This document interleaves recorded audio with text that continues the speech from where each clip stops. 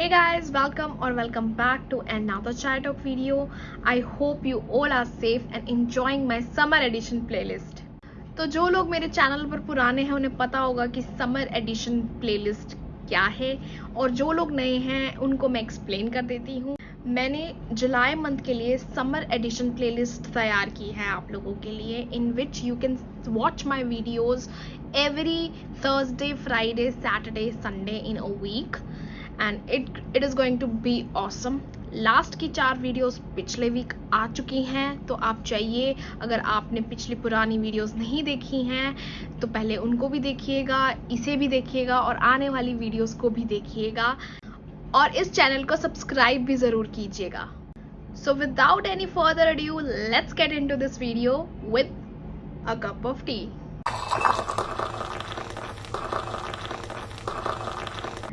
क्या आपको याद है, हमें बचपन में कहा जाता था कि किसी भी स्ट्रेंजर से कोई खाने पीने की चीज़ नहीं लेनी है। अगर कोई भी स्ट्रेंजर आपको कुछ खाने पीने की चीज़ ऑफर करे तो नो कहना है। कुछ याद आया? लेकिन जैसे जैसे हम बड़े होते रहते हैं तो हमें ये क्यों नहीं कोई सिखाता कि अगर हमारी लाइफ में कुछ ऐसे लोग आते हैं जो हमारे लिए ठीक नहीं हैं तो उन्हें नो कैसे कहना है, या फिर लाइफ में हमारी कुछ ऐसी अपॉर्चुनिटीज़ आएंगी जो हमें लगेगा सही है हमारे लिए लेकिन वो नहीं होंगी इन द रियल वर्ल्ड, तो उन अपॉर्चुनिटीज़ को कैसे ना कहना है। हमें हमारे पेरेंट्स ने या टीचर्स ने वही सिखाया है जो उन्हें सिखाया गया था, और आई एम श्योर कि हमारे पेरेंट्स या हमारे टीचर्स को भी ये नहीं पता होगा कि how to say no without feeling guilty और bad about it. But it's never too late, because हमारे पास फुल पावर है उन चीज़ों को हाँ कहने की जो हम करना चाहते हैं, और उन चीज़ों को ना कहने की जो हम नहीं करना चाहते। एंड सेम रूल अप्लाई होता है लोगों पर भी। एंड आई बिलीव पार अकेली है जब तक उसके साथ गट्स नहीं आएंगे। जब पार और गट्स मिल जाते हैं तो कुछ कमाल की चीज़ होती है, और हमें एकदम से गट्स नहीं आएंगे नो कहने के, क्योंकि हमने ये चीज़ फ्रॉम द चाइल्डहुड प्रैक्टिस नहीं की है। हमने हमेशा यस कहना प्रैक्टिस किया है।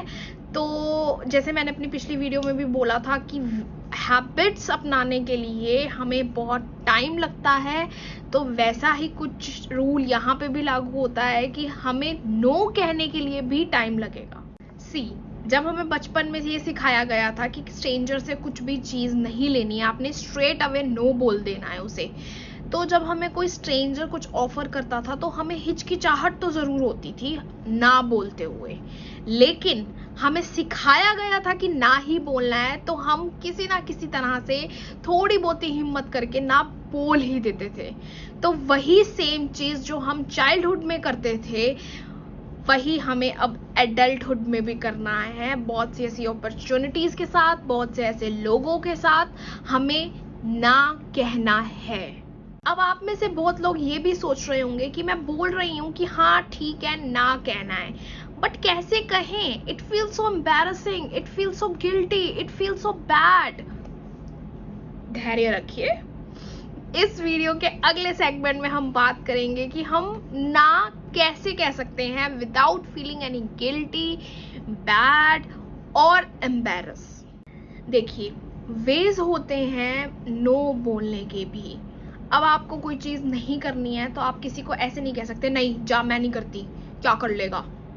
नहीं, that would be so rude. And हो सकता है कि अगर आप ऐसे किसी को बोलेंगे तो आपकी लड़ाई भी हो जाए उस इंसान से। तो आपको बहुत ज़्यादा पोलाइट वे में बोलना है।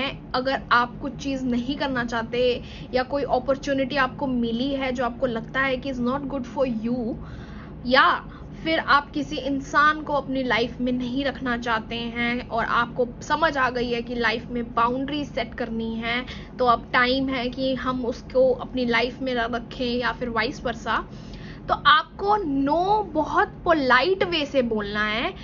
आप रूड वे से नहीं बोल सकते। आप या तो ऐसे कह सकते हैं no no thank you, I don't prefer that, like ऐसे कुछ वेज से। You can't be rude. And one more thing जो आपको नहीं करनी है वंस आपने नो बोल दिया किसी को। क्योंकि मैंने बहुत सारे ऐसे लोग देखे हैं, जब वो नो बोल देते हैं तो वो एक्सप्लेनेशंस देना शुरू हो जाते हैं, अपने आप को डिफेंड करना शुरू हो जाते हैं कि उन्होंने नो क्यों बोला। नहीं, आपने एक बार नो बोल दिया तो बोल दिया। आपको अपने आप को डिफेंड या अपने आप को एक्सप्लेन करने की जरूरत नहीं है, बिकॉज जो नो है वो एक वर्ड नहीं है, वो खुद में ही एक स्टेटमेंट है। तो कोई भी एक्सप्लेनेशन की जरूरत नहीं है अगर आपने एक बार किसी इंसान को नो कह दिया। You getting me? तो गाइज, अगर मैं अपनी बात करूं तो मैं पहले बहुत ज़्यादा अनकंफर्टेबल होती थी नो कहने में, बहुत सी चीज़ों को और इंसानों को भी। और मुझे ऐसा लगता था कि पता नहीं वो मेरे बारे में क्या सोचेगा या सोचेगी, तो यस कह देती हूँ। और मैं कह भी देती थी yes, just to you know I guess please that person, और मुझे फील ना हो बैड या मुझे गिल्टी फील ना हो। लेकिन जब मेरी ग्रोथ होना शुरू हुई धीरे धीरे, तो मुझे ऐसा लगा कि जब मैं किसी को यस कह देती हूँ तो मैं खुद ही सफ़र करती हूँ। मेरा मन नहीं होता है वो चीज़ करने का, या फिर उस इंसान के साथ टच में रहने का, या फिर उस इंसान से बात करने का, उस इंसान से मिलने का, या बहुत सारी कुछ ऐसी अपॉर्चुनिटीज़ मिलती हैं तो मैं उनको भी हाँ कह देती हूँ, ये सोचकर कि शायद यार पता नहीं इसके अलावा कोई बेटर अपॉर्चुनिटी मिलेगी या नहीं। पर जैसे मैं बोल रही हूँ कि मेरी जब ग्रोथ हुई तो मैंने सोचना शुरू किया, एनालाइज करना शुरू किया कि अगर मैं नो बोल रही हूँ किसी को, तो मैं किसी और अपॉर्चुनिटी को यस भी तो कहूँगी कभी ना कभी इवेंचुअली। तो फिर मैंने धीरे धीरे नो कहना प्रैक्टिस किया। To be very honest with you guys, obviously मैंने भी प्रैक्टिस नहीं किया था कि नो बोलना बचपन से, and it was obviously scary and weird feeling होती थी स्टार्टिंग में कि मैंने नो बोल तो दिया है, बट नाउ व्हाट। बट फिर धीरे धीरे सिर्फ 2 मिनट की फीलिंग होती है जब आपको ऐसे वियर्ड और अनकंफर्टेबल फील होता है, उसके बाद सब कुछ बैक टू नॉर्मल हो जाता है।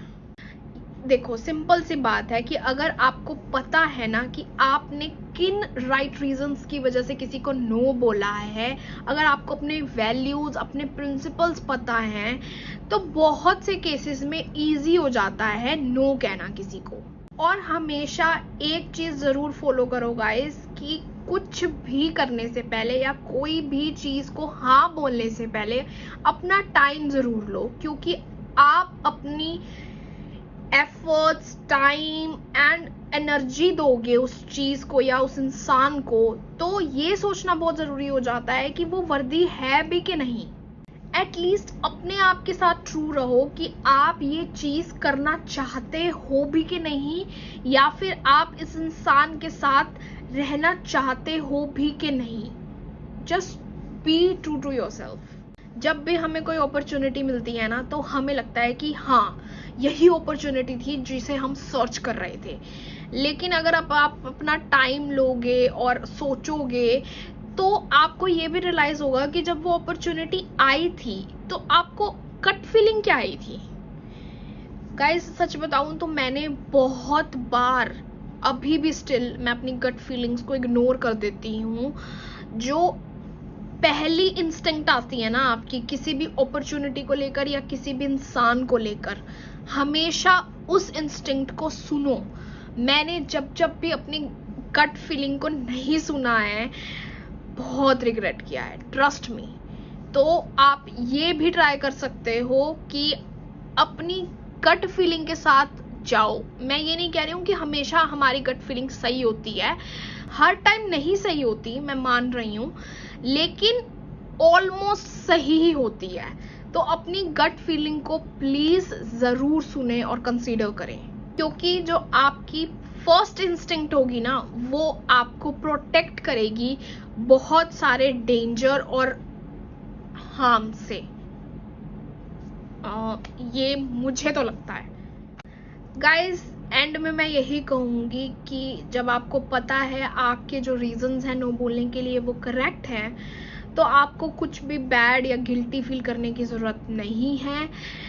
नो बोलना डिसरिस्पेक्टफुल नहीं होता है अनटिल और अनलेस आपकी टोन सही हो। आप जिन चीज़ों को यस करना चाहते हो आप कीजिए, जिन चीज़ों को आप नो करना चाहते हो कीजिए। Nobody owns you. अगर एक्चुअल में हम देखें तो नो कहना बहुत ज़्यादा पावरफुल है, और नो कहने के बाद वो चीज़ें करना जो आप चाहते हो वो बहुत ज़्यादा ब्यूटीफुल होता है in this whole world. So this is it for this episode, guys. I will see you in another Chai Talk video super soon. Till then, take care of yourselves, stay home, stay safe and stay sane. Wait a minute, मेरी चाय ठंडी हो गई है आज। oops.